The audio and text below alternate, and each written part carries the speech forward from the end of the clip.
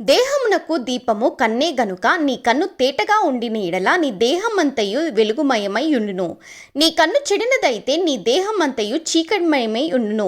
నీలోనున్న వెలుగు చీకటియే ఉండిన ఎడల ఆ చీకటి ఎంతో గొప్పది. ఎవడును ఇద్దరు యజమానులకు దాసుడుగా నుండనేరడు. అతడు ఒకని ద్వేషించి ఒకని ప్రేమించును, లేదా ఒకని పక్షంగా నుండి ఒకని తృణీకరించును. మీరు దేవునికిని సిరికిని దాసులుగా ఉండనేరరు.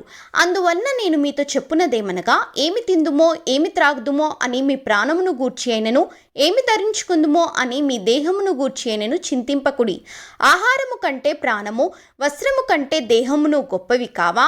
ఆకాశ పక్షులను చూడుడి, అవి విత్తవు, కోయవు, కొట్టలో కూర్చుకొనవు, అయినను మీ పరలోకపు తండ్రి వాటిని పోషించుచున్నాడు. మీరు వాటికంటే బహుశ్రేష్ఠులు కారా? మీలోనెవడు చింతించుట వల్ల తన ఎత్తు మూరడెక్కువ చేసుకొనగలడు? వస్త్రములను గూర్చి మీరు చింతింపనేలా?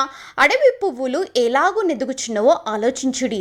అవి కష్టపడవు, ఒడకవు. ఆయనను తన సమస్త వైభవముతో కూడిన సొలొమోను సహితము వాటిలో నొకదాని వలనైనను అలంకరింపబడలేదు.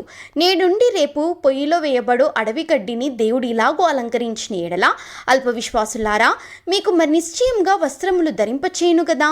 కాబట్టి ఏమి తిందుమో ఏమి త్రాగుదుమో ఏమి ధరించుకుందుమో అని చింతింపకుడి. అన్యజనులు వీటన్నిటి విషయమై విచారింతురు. ఇవన్నీ మీకు కావాలనని మీ పరలోకపు తండ్రికి తెలియను.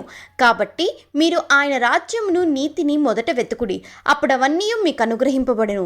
రేపటిని గూర్చి చింతింపకుడి. రేపటి దినము దాని సంగతులను గూర్చి చింతించును. ఏ నాటికీడు ఆ నాటికే చాలును.